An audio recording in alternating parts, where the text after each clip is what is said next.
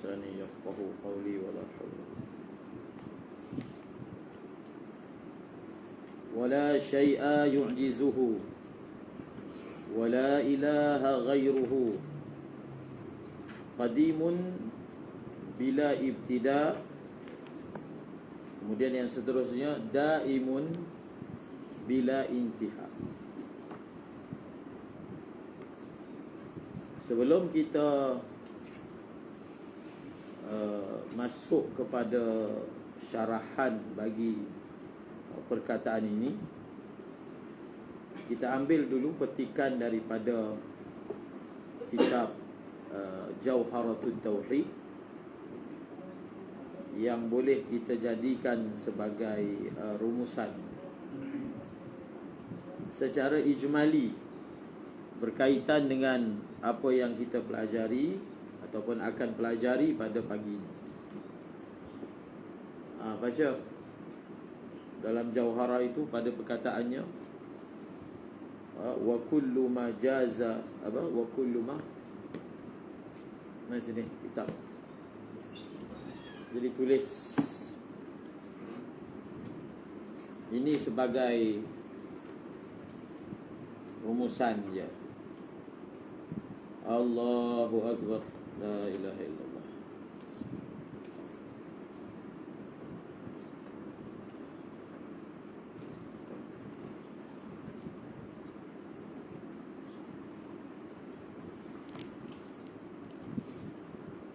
Wa kullu, tulis, wa kullu ma jaza alaihi al-adamu alaihi qat'an yastahilul qidamu. Wa kullu ma jaza alaihi al-adamu alaihi qat'an yastahilul qidamu. Wa kullu ma jaza alaihi al-adamu alaihi qat'an yastahilul qidamu.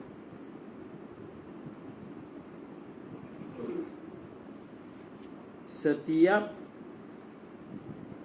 yang harus ke atasnya tiada,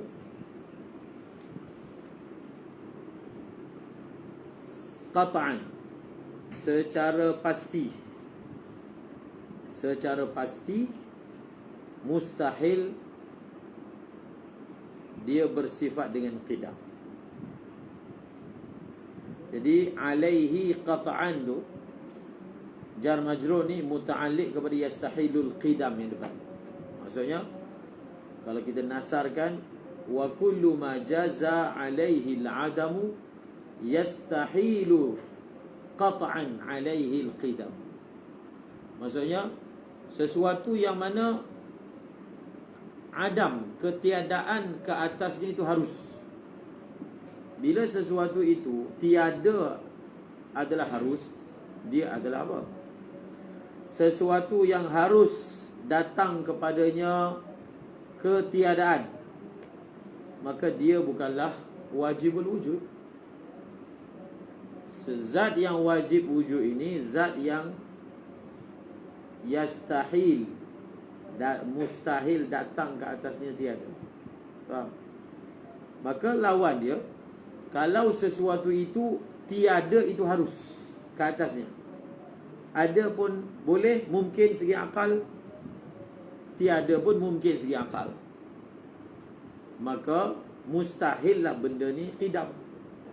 Sebab qidam ini adalah sesuatu yang ghairu masbuqin bila apa dia? Qidam ni maksudnya apa? Qadim, ghairu masbuqin bil adam, tidak didahului oleh tiada. Ambil itu sebagai asas untuk kita memahami apa yang kita akan pelajari pada pagi ini. Maka kita masuk. Kalau wala syai'a yu'jizuhu adalah merupakan penjelasan bagi sifat qudrah. Sifat qudrah yang merupakan sifat yang qadim. Semua sifat Allah qadim. Sifat qudrah, adalah sifat apa? Thubutiyah. Dia bukan salbiyah. Dia bukan nafsiyah tapi thubutiyah, yang telah kita jelaskan sebelum ni. Dan semalam sebelum kita mengakhiri kelas kita, kita ulang pelajaran yang kamu dah belajar dalam Kifayatul Awam. Sebelum itu kita belajar tentang masalah ta'alluq qudrah. Apa dia? Kemudian qudrah itu dia ada saluhi, ta'alluq saluhi qadim, dan dia ada ta'alluq tanjizi hadith. Faham? Ataupun sifat takwin. Saluhi qadim, semenjak ataupun sejak azali lagi kudrat Allah sudah bertaalluk kepada ma'dum. Kudrat Allah ni sudah bertaalluk kepada semua benda yang mungkin. Jadi apa maksud bertaalluk kepada semua benda yang mungkin? Bertaalluk daripada segi apa? Saluhi. Saluhi ni datang daripada perkataan saluha yasluhu. Faham? Saluha yasluhu. Saluha ni maksudnya boleh. Boleh. Anta la tasluh li hadha. Kamu ni tak boleh lah, tak sesuai untuk benda ni. Huwa salihun li hadzal amal. Dia boleh. Dia boleh untuk benda ni. Itu panggil salih. Faham? Bukan salaha. Sebab tu hadis yang dalam mata arba'in itu idza salahat, bukan saluhat. Faham? Idza salahat salahal jasadu kullu. Salah ni maknanya bagus, baik. Faham? Saluh ni layak, sesuai. Dan masdarnya pun lain, saluhiyah ataupun salahiyah. Adapun masdar baik salah. Salaha yasluh, salaha yaslahu salahan. Itu makna lain. Okey. Jadi saluhi maknanya apa maksud bertaalluknya kudrat Allah atas benda yang tiada, benda tak ada. Kudrat tu bertaalluk macam mana? Dia panggil ta'alluq saluhi. Saluhi, boleh. Maknanya kudrat Allah itu boleh. Boleh apa? Boleh mengeluarkan dia daripada adam kepada wujud. Daripada keadaan dia ma'dum kepada keadaan dia mawjud. Jadi ta'alluq yang saluhi ni dia qadim, daripada azali. Kemudian Allah Ta'ala cipta dunia. Sebelum dunia dicipta, ta'alluq bumi dicipta, ta'alluq qudrat itu dipanggil ta'alluq saluhi. Dan apabila dunia dicipta, maka ta'alluq itu dipanggil tanjizi. Tanjizi itu punya pelaksanaan. Tanfis, pelaksanaan. Telah dilaksanakan. Dan telah kan kita belajar dalam dalam ilmu akidah, kudrat ini dia bersifat ta'thir, memberi kesan. Memberi apa? Memberi kesan. Jadi apabila bertaalluknya kudrat pada benda yang mungkin, yang bersifat ma'dum, daripada dia tak ada, memberi kesan kepada dia ada. Dan orang itu ada baru je. Orang itu ada baru. Orang itu mati baru. Orang itu kaya baru. Orang itu hidup baru. Sakit, sembuh, itu semua kan baru. Sebelum ni dia sakit, sekarang dia sembuh. Semasa dia sembuh telah bertaalluk kudrat Allah sehingga dia jadi sembuh. Sebelum itu dia sihat, kemudian dia sakit, bertaalluk kudrat sehingga dia sakit. Itu yang dimaksudkan tanjizi hadi. Sebab sakit, sembuh, mati, hidup, kaya, miskin, dan semua-semua perubahan yang berlaku atas muka bumi ni semua baru. Semua adalah baharu. Dan semua nama Allah, contohnya yang menghidupkan, dia duduk bawah sifat kudrat. Faham? Sebab itu kita kata, walaupun nama Allah ni sebenarnya la tuhsa, untuk memudahkan makhluknya disebutlah 99. Tetapi sebenarnya la tuhsa, la tu'addu wa la tuhsa, tidak dapat terhitung. Maka kita sebut, apakah sifat-sifat Allah yang bersifat takwin? Allah menjadikan, Allah bagi rezeki, Allah meluaskan rezeki, yabsutu rizqa, meluaskan rezeki, wa yaqdir, menyempitkan rezeki, menundukkan, yang bersifat kepada yang maksudnya sifat yang yang bersifat perubahan, maka itu semua sebenarnya di bawah sifat kudrat. Di bawah apa? Sifat kudratnya Allah Ta'ala. Okey, qadimun bila ibtida, daimun bila intiha. Pertama yang kita akan bahaskan, Allahumma salli ala Sayyidina Muhammad. Kita akan bahaskan daripada segi urutan matan ni dulu. Seperti mana perkataan innallaha wahidun la syarikalah, tu perkataan la syarikalah, dan perkataan seterusnya wala syai'a mithluhu, dua ni. Seperti mana kita telah nyatakan sebelum ni, perkataan la syai'a mithluhu dan la syarikalah itu adalah merupakan takkid. Dia merupakan tambahan penjelasan kepada apa? Kepada perkataan wahid. La syarikalah, la syai'a mithluhu, kedua-dua ini adalah merupakan tambahan penjelasan terhadap perkataan wahid, Allahumma salli ala Sayyidina Muhammad. Maka begitulah juga bila ibtida. Perkataan bila ibtida adalah merupakan penjelasan bagi perkataan qadim. Qadim tu bila ibtida. Faham? Kenapa kita kata penjelasan? Sebab qadim tu memang bila ibtida. Maka dia bukan sifat, dia bukan sifat kasyifah. Faham tak? Maksudnya dia ni bukan sifat yang mentaksiskan, tetapi dia hanya menjelaskan benda yang sebenarnya sudah terkandung dalam perkataan qadim. Sudah terkandung dalam perkataan qadim. Bila ibtida. Jadi dia kata qadim itu adalah bila ibtida. Apa maksud bila ibtida?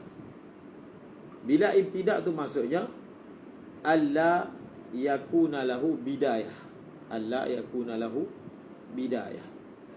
Bahawasanya zatnya itu tidak ada bidayah. Apa maksud tidak ada bidayah? Apa maksud alla yakuna lahu bidayah? Maksud alla yakuna lahu bidayah ni maksudnya alla yasbiqahu adabun.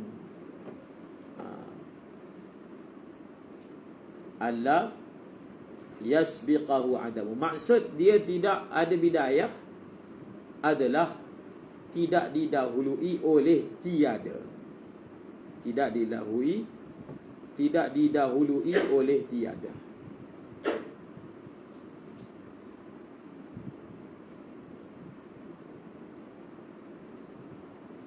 Habis. Kemudian untuk menjelaskan lagi,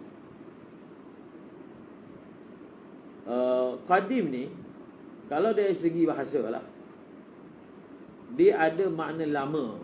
Faham? Dia ada makna lama. Qadim, benda lama, qadim. Dia panggil benda yang lama. Sebab itu qadim ni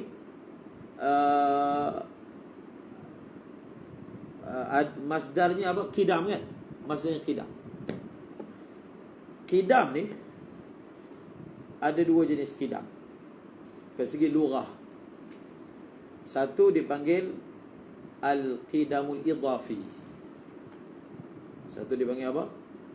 Satu dipanggil al-qidamul idhafi. Yang kedua dipanggil al-qidamul mutlaq. Al-qidamul mutlaq.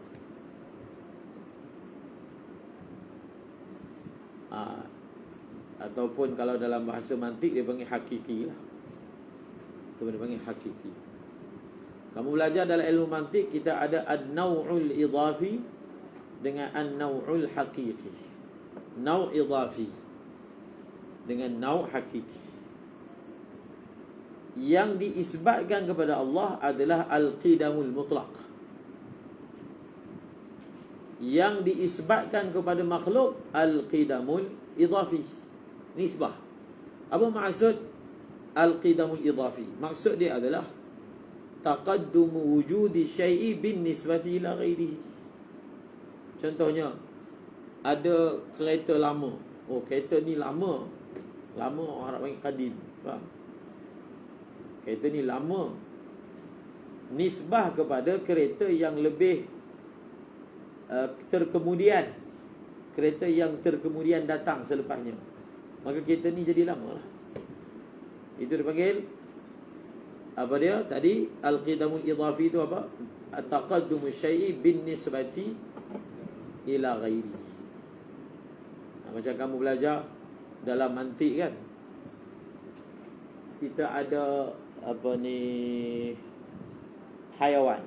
Haiwan ni dia adakah dia itu jins ataupun dia naw'? Dia adalah jins, tapi dalam masa yang sama dia naw'. Maka kita kata dia adalah naw' nisbah kepada dia duduk bawah benda lain. Faham? Maka dia naw'. Itu dipanggil naw' idhafi. Naw' idhafi, nisbah. Nisbah dia duduk bawah apa? Jisim. Jismun nami. Maka dia duduk bawah jismun nami, maka dia naw'. Tapi nisbah ada benda bawah dia, dia itu jins. Apakah jinsul ajnas? Dia ada jinsul ajnas, paling atas sekali, iaitu sesuatu jins yang dia tak duduk bawah apa-apa. Itu dipanggil jinsul ajnas. Dia ada juga naw'ul hakiki, sesuatu yang tidak ada apa-apa bawah dia. Tidak ada mana-mana naw' bawah dia. Hanya ada afrad sahaja, naw' tak ada. Dan atas dia ada jins, maka dia dipanggil jinsul hakiki. Jadi istilah idhafi dengan hakiki ni kita belajar dalam ilmu mantiq, maka dia dipakai dalam banyak perkara. Kamu belajar dalam syarah tahzib istilah ibtida' hakiki dengan ibtida' idhafi. Maka begitulah juga, kalaulah ada selain daripada Allah yang digunakan perkataan qadim kepadanya, merujuk satu lughah, satu lagi idhafi. Hatta 'adaka al-urjunil qadim. Faham?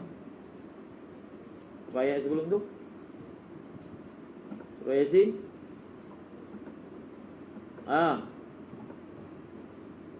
Wal qamara qaddarnahu manazila hatta 'adaka al-urjunil qadim.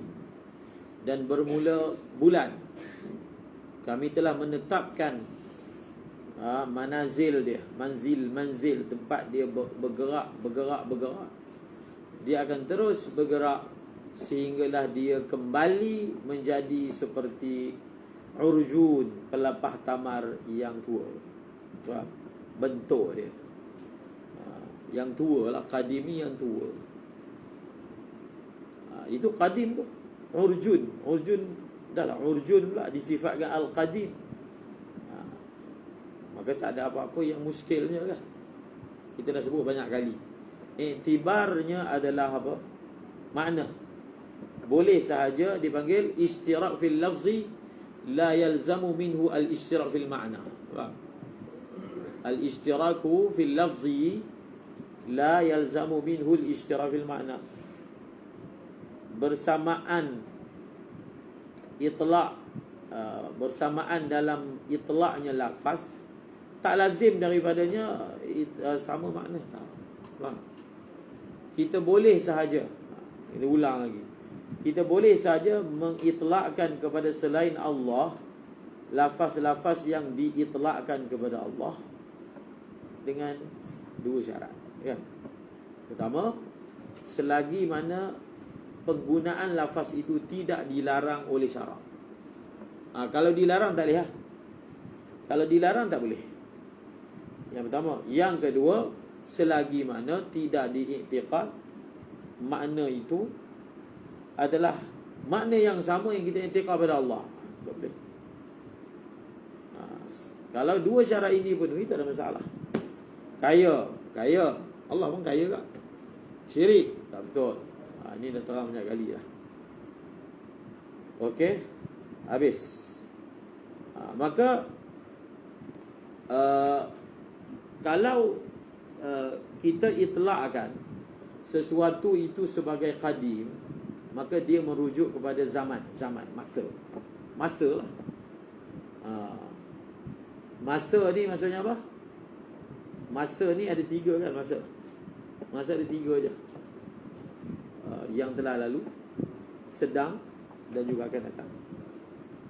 Madin, hal, mustaqbal. Itu dipanggil masa. Bila kita kata ini lama, ini dulu, dulu, lama, itu semua merujuk kepada masa. Ini barang lama, ini dulu aku buat, itu semua merujuk kepada masa. Masa ni adalah merupakan ruang. Dia ada dua benda ruang. Pertama zaman, yang kedua tempat. Faham? Macam saya ni, kita dipanggil jisim kita ni. Jisim ni, tak kisahlah selagi benda tu jisim, jauhar. Jauhar ni dia yashghal. Yashghal tu maksudnya mengisi hayiz, mengisi ruang.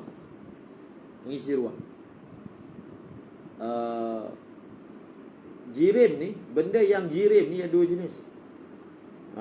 Satu, kalau orang belajar apa, fizik ke apa, satu dipanggil benda yang keras, pepejal.